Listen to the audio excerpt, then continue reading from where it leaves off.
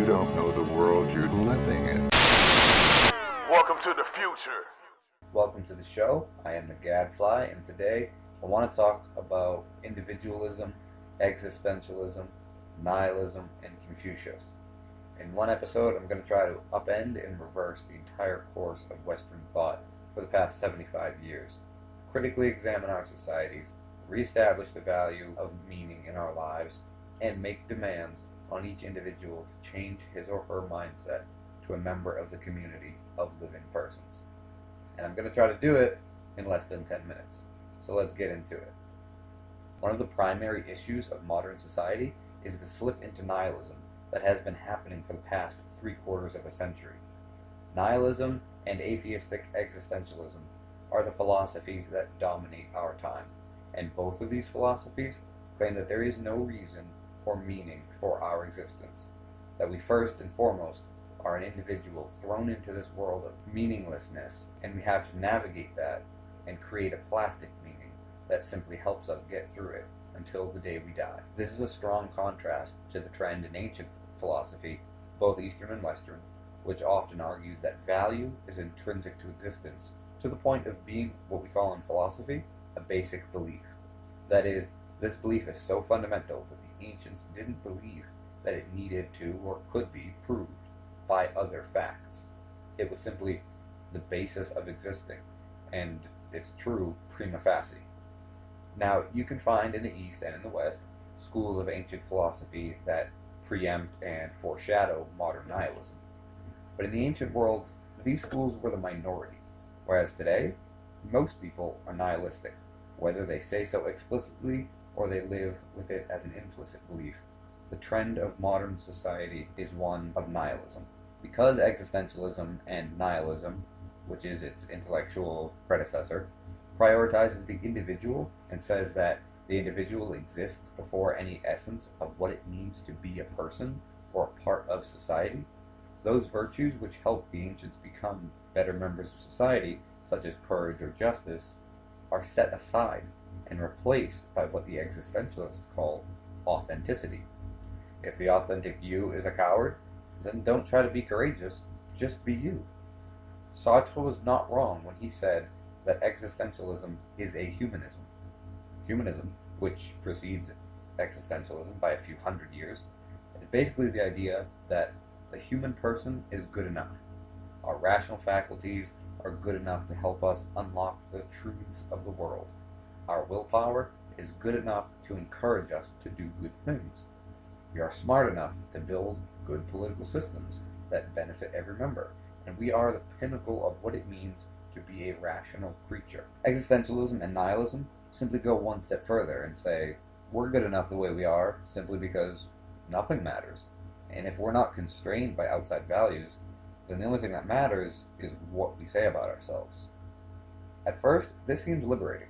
However, the fatal flaw here is that it leads to a civilization in which self-improvement is optional.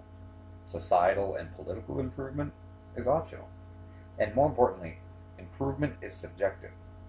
Because there is no ultimate good, there is no way to get closer to it.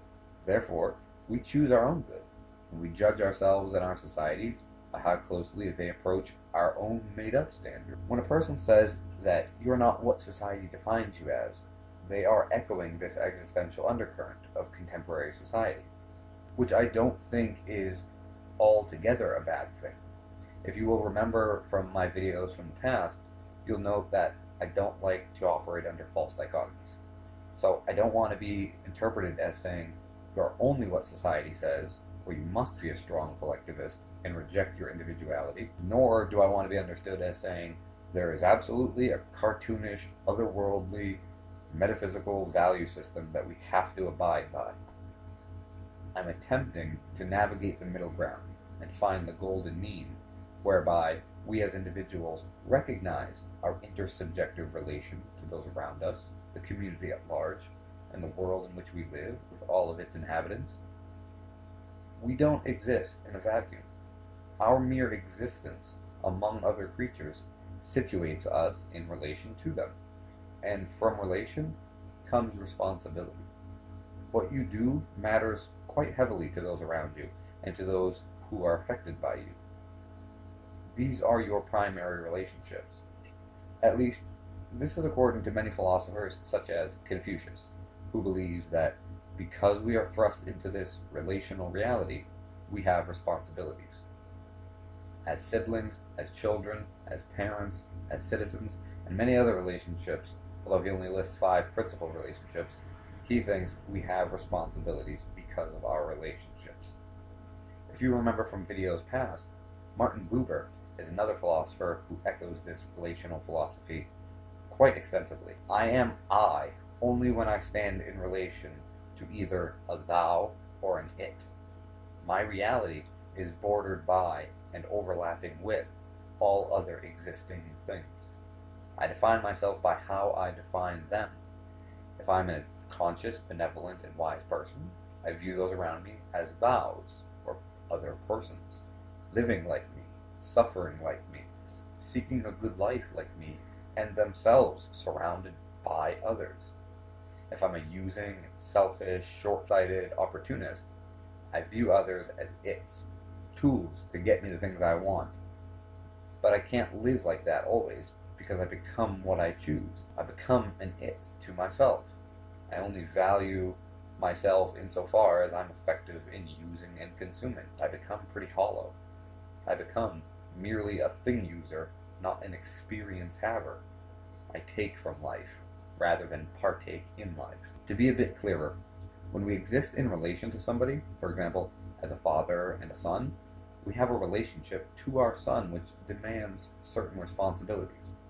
We don't have every responsibility that our son might be able to dream up, like the responsibility to buy the coolest toys and gadgets every Wednesday, but we aren't absolved of all responsibilities either. Not if we're to be considered a good and wise parent.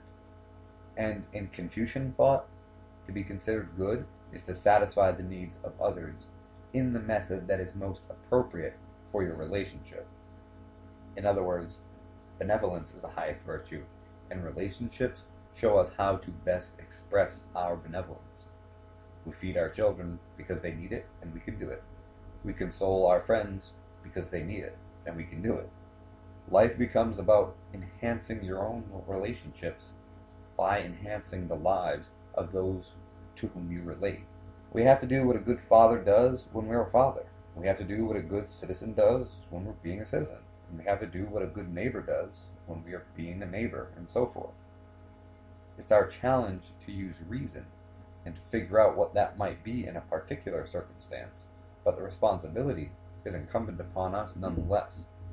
This is what it means when the ancients said existing is valuable in itself or intrinsically. It cannot be proven deductively because it's the foundation from which we begin to make reasoned sense of the world, not the conclusion we derive from the world. This is why I think existentialism and nihilism fail. They view people as mere individuals, not as organic members of a larger community.